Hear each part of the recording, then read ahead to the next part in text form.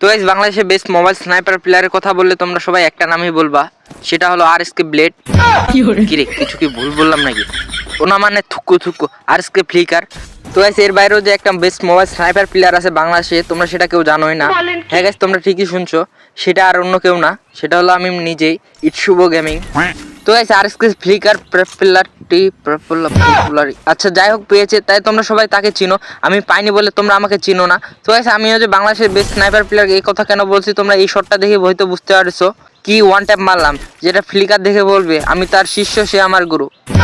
তো গাইস, ভিডিওটা ভালো লাগলে অবশ্যই লাইক কমেন্ট শেয়ার করবেন, আর যারা আমার ইউটিউব চ্যানেলে নতুন তারা অবশ্যই সাবস্ক্রাইব করে দিবেন। তো গাইস, খেলাটি একটু ইন গেমে দেখেন।